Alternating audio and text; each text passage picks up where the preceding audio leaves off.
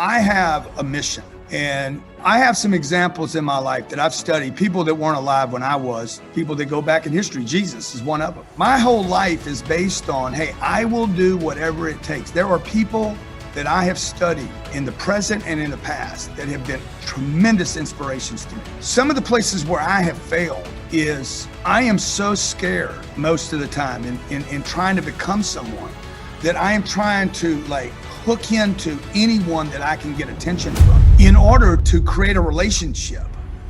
So I'm trying to set hooks so I can actually get people in the present time to either like me or hate me.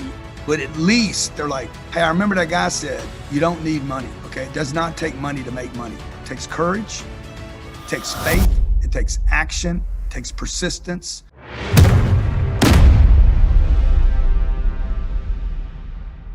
Tell me, what was it like to have your identity stripped away, to go out with no money? Tell me about the show. I'm really curious and excited about it. So the name of the show is Undercover Billionaire. It premieres tomorrow night at 8 p.m. Eastern Standard Time on Discovery Channel. Or you can get the Discovery Plus app. By the way, they're going to be playing it at 8 a.m. tomorrow morning, so you get a 12-hour start. I'm not supposed to tell anybody that. Discovery called me in January and said, hey, if we drop you off in a city you've never been to, take away your money, your credit facilities, all your friends, all your contacts, could you turn basically $100? They said, we'll give you $100. I'm like, well, keep it. That's stupid. Let's just go to zero. Don't be dumb. But they think $100 is money or something. And they said, your goal is to turn it into $1 million in 90 days. And I'm like, you got to remember, this is January 2020.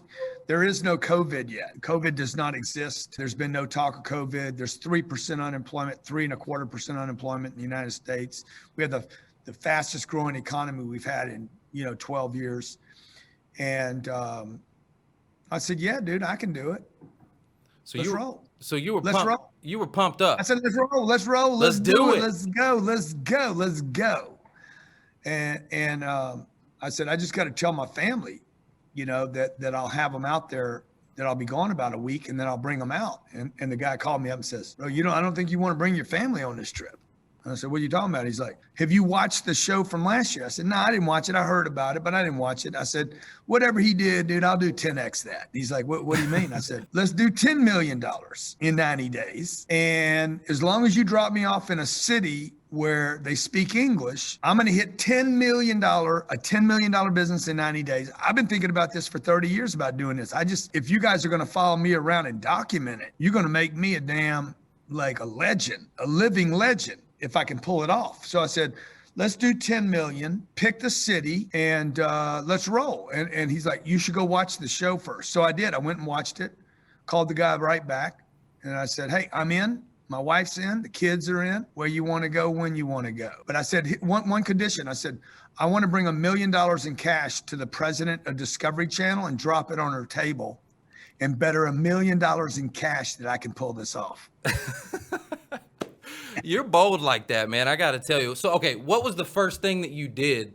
Like they dropped you off. You got this $1 million bet, right, with Discovery Channel. And you got nothing. You got $100. Did they give you a car? Did you get anything? Well, let me just explain one thing, because some of your audience right now is watching this saying, dude, the guy's so cocky and he's so noisy and he's so freaking brash, and I hate that. But what you guys don't understand is I use that and this opportunity to tell my story, okay? And that is worth way more than money. So the fact that I controlled this pitch with Discovery is a sales game. It is a marketing and a branding game.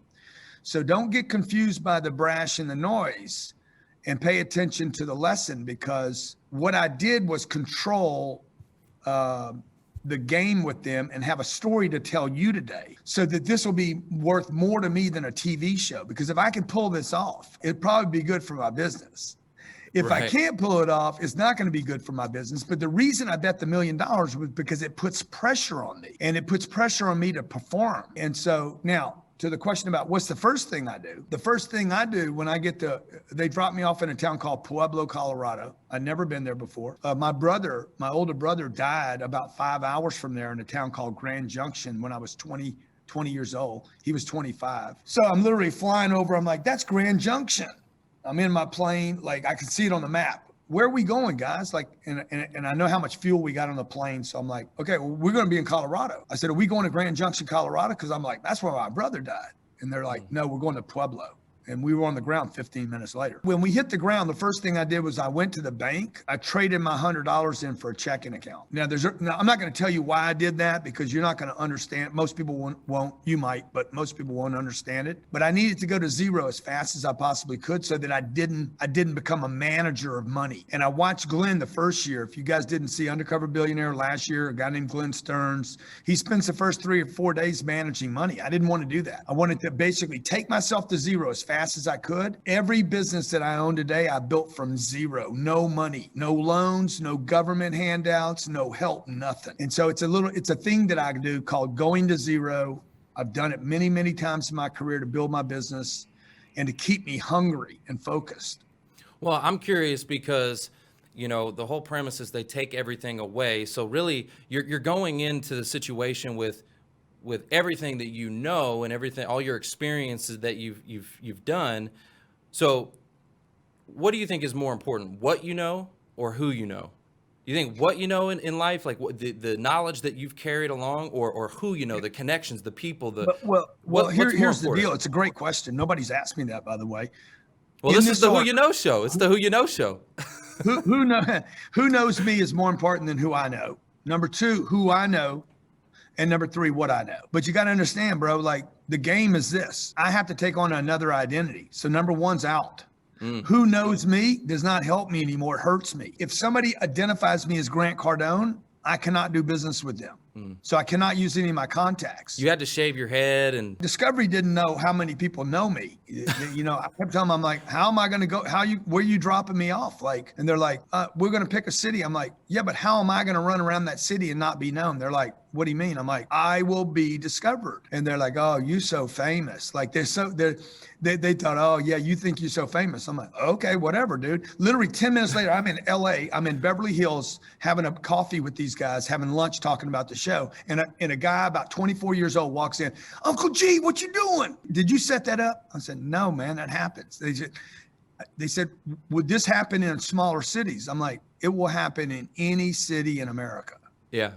Some kid is going to know me, and because I'm there every day. Well, they never believed that until we got into this deal. So 3 things, okay?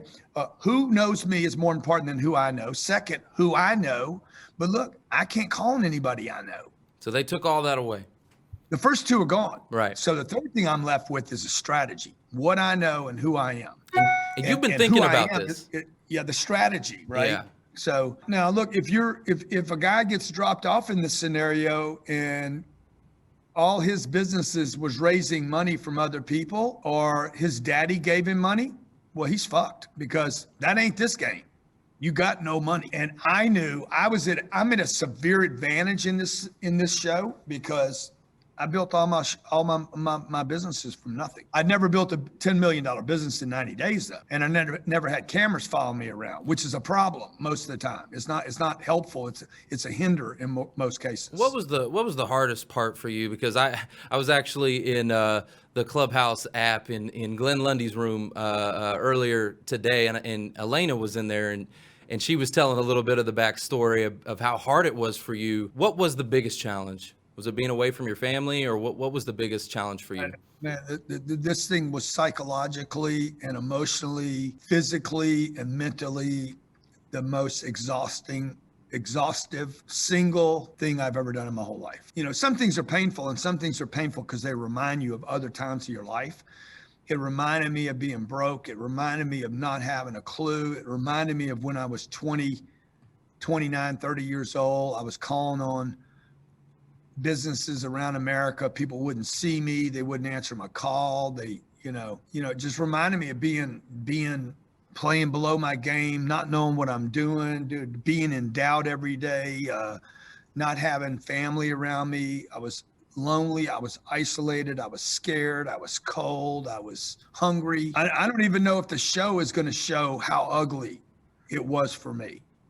So let me ask you this. So I was pissing in bottles. I didn't have a place to piss. So like literally Like, I don't know what they're going to show.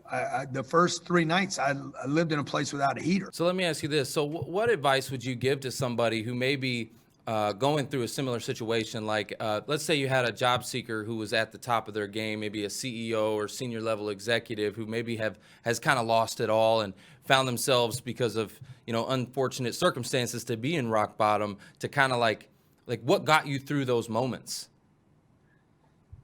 Well, the difference between me and that guy's trying to get back to where he was, and I was trying to build a $10 million business in 90 days. He's feeling sorry for himself, and I didn't have time to. So I would tell him or her, you're trying to get back to where you were. You need to go to zero. You need to get rid of everything. Get rid of your house, get rid of your cars, get rid of your old briefcase that you have that reminds you of who, you were an executive. Get rid of all that. Get rid of everything you have. Get rid of your refrigerator. You ain't hit bottom yet. You don't even know what bottom yet. Like get to zero. Like, that's the first thing I did when I got to this town. I went to zero. I had 2 pairs of jeans, 2 t-shirts. I stole a blanket off my plane. When I realized it was cold, I went and jumped back on the plane, freaking pushed a blanket into my damn bag. And I had an empty bottle. I got this empty bottle because I realized, man, if I have an empty bottle, I can just refill it with water. So that was slick. That was smart. And I went to zero as fast as I could, and I got extremely clever.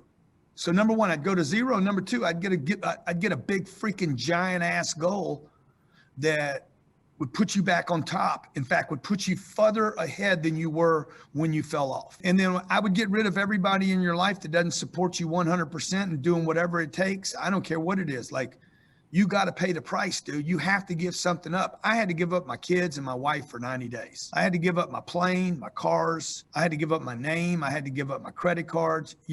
People want to fly, but they want to stay where they're at. You can't. The rocket ship has to leave the launch pad. It's got to burn a whole lot of fuel to get up there. And most people, they want to get back to where they were without spending anything. And it's just not real. Would you do it again? No, I would never do it again. Any of my friends out there that think y'all big shot, I'll bet you $1 million you can't do it.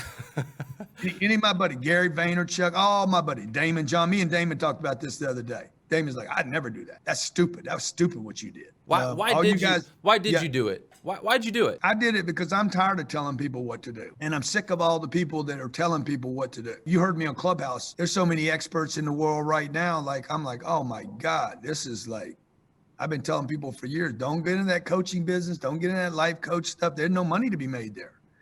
Everybody knows more than the last guy. Like, what you know don't matter. I'm like, you know what? I'll never have to tell. Nobody will ever ask me again, what would you do if you lost everything? I'll be like, shit, watch the show. I did it. Because you're going to see what I do. And I don't think anybody will ever match what I do. What I accomplished in the show, I don't think anybody else will accomplish. I don't know what the other people accomplished. They end up wrapping 3 shows into one, season 2. The other 3 don't do what I did combined. I know people are going to be like, oh my God, back to back, Grant Cardone is so arrogant. I told my wife, I said, if I can pull this shit off, you think I'm hard to deal with now? Man, I pull this shit off, I'm going to be impossible. Well, that leads me to this question. So I have a question from the audience. So this comes from JC Seppel. He says, really looking forward to this episode, Trevor. Anyone going into this experience must have a certain level of confidence and a rough plan. I'd be curious to know what was the biggest surprise he encountered and what he learned from it. Well, I got sick twice from altitude sickness. That was a surprise. It took 14 days out of me. There's 1, there's 2. You got to remember, we went in and then we got stopped. So I got interrupted. That didn't surprise me, by the way, because my entire life has been a life of interruptions and disappointments. So at 14 days, I was just getting over the altitude sickness, and Discovery came up to me and said, it's over with, man. Got bad news for you. It's over. I'm like, over? What you mean over? Show's over. We're pulling the plug. I'm like, no, bro. You can't pull the plug. And they're like, yeah, maybe we can revisit it later. It's going to be in the show. I know for sure this is going to make the show because I blow up. Like, I literally almost get in a fight with the guy. I'm calling the president of Discovery. You guys cannot pull the plug. COVID's not real. I mean, I was completely insane, bro. COVID's not real. Fuck COVID. this is a freaking conspiracy against Donald Trump and Grant Cardone. Dude, I was insane, bro. Like literally, I was so into the deal. If you saw the movie Tropic Thunder, when Robert Downey Jr., he becomes the black dude, and he went and gets a pigmentation surgery and everything. I lost it. I became this other person and I couldn't get out of it. They stopped the shoot. 14 days, we stopped the clock. I went home for 2.5 months and just sat and waited. I couldn't contact anybody. I couldn't talk to anybody in Pueblo. I didn't even know if they were going to bring it on again. So that freaked me out. Then when I went back, I got altitude sickness again. And then once I got over the altitude sickness, they tested me for COVID-19. And guess what? That's right. Positive. I got me some positive. So then I had to go into quarantine for 14 days. So, I was talking to this lady, trying to do this business deal with this lady. And she looked at me and says, I don't trust you. I don't want you in Pueblo. I was telling everybody I came from LA. We don't want people from LA here. I mean, the lady was so mean. It was unbelievable. There's another guy that I met. I was doing a pitch to, straight up just would not do anything with me. So that kind of stuff doesn't surprise me because I've had thousands of people not want to do something with me. Pueblo's full of super nice people, but the town's got a lot of poverty. The town's got a lot of people that are comfortable. It's either you have something there or you don't.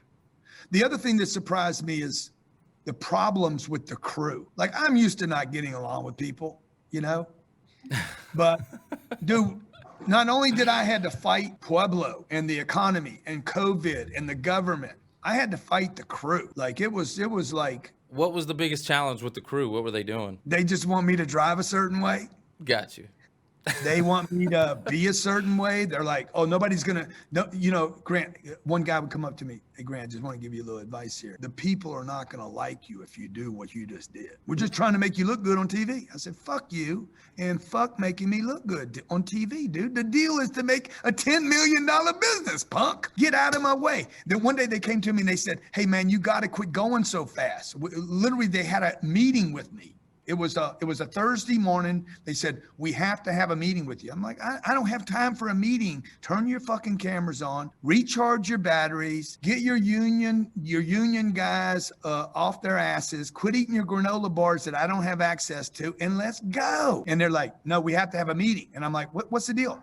Bro, you're killing the crew. You're killing the people here. We're killing equipment. You're damaging people and equipment. Like, you're moving too fast. And I'm like, yeah, that's the real deal, bro. You guys want to do the Undercover Billionaire show? Fucking get your shit together. Let's roll. That's what this really is, man. And I forgot. Because I got a timeline, right? I'm at 86 days, 85 days, 84 days, 83 days, 82 days. This is how I make my living, man. My company is around educating companies on doing bigger stuff. Like, this isn't just a show for me, it's my brand. So a lot of conflict between me and them, I missed my family. That was terrible. Like it was a tough deal, man. Yeah, I saw that clip. You looked very emotional about your family. I was beat up, bro. I got beat up a lot. And then I'm living on beans and rice. Yeah. Shit. What did you do for food? What did you do for water, food? Where'd you live? All that good stuff.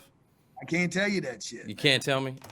I can't tell you that shit. But, I went vegan, and I went vegan before this deal, and the problem with vegan is vegan's expensive. So I went from vegan to eating wieners again. Everybody eats dick, when you're coming on the come up. You gotta eat the wiener. Why'd you lick your lips when I said that? Nah, man. Look, so man, go back and watch the clip. Look, man. I probably, I should have been a little bit more clear. I guess no, I should have been a little bit more clear. So this show is it's a faith-based ministry show, and so. Oh, dude, I didn't know that. I am so sorry. Please cut that out. Are you live right now? Yeah, we're live. Oh, yeah, we're live. Dude, I am so sorry. I apologize. No, that's okay. That's okay. I apologize so much. I am so sorry for that. We're here to rebuild people and so yeah. I'm playing, man. I am so sorry. Uncle G, I love you, man. I do. You know that. Yeah. Well, I appreciate you having the tolerance of my ignorance and my playfulness. No, it's that's on me. Now I'm gonna take that. That's on me. If it wasn't huge, that's a huge example of responsibility, which was part of making this thing work, was being extremely responsible for everything from the economy there to COVID to altitude sickness. Like, I didn't blame anybody for anything. Like, I just knew that I was in the pressure cooker of my life, which I think a lot of people are going through every day with their families, trying to figure out. I remember I was 16 years old, and my mom, all I could see was my mom. My dad died when I was 10. And not having a man in my life like created a lot of chaos for me in my life, because I didn't have direction and guidance, and I didn't have a faith-based group to be part of that would be like, dude, you know what? That's not okay. And so I created a lot of looseness in my life that I have learned how to kind of operate with. But my mom was scared all the time. She was a good person, great mother, hard worker, but she did not know how to bring money in. So she was always in defense mode on the money game. I told her when I was 16 years old, I said, one day I'm going to learn enough about success and wealth and money so that this never happens to the people around me. And so I'm hoping in the show people learn that, you know, there is a way to get out of the hole. There is a way to get out of the problems, and it takes action. You know, it takes the faith of a mustard seed is one thing, but action without works. What is the saying? Action without works, faith without works. You know, like the old book, Think and Grow Rich. You ain't gonna think and grow rich. It's a great title for a book. Right. You got to do and grow rich. Yeah, we talk about that all the time. You got to take action, and you got to, you know, apply and, you know, get out of your comfort zone. And so, you know, again, I appreciate you coming and spending some time with us, Uncle G. This is actually our third year doing the Who You Know Job Networking Show. And this is our anniversary today, our anniversary show.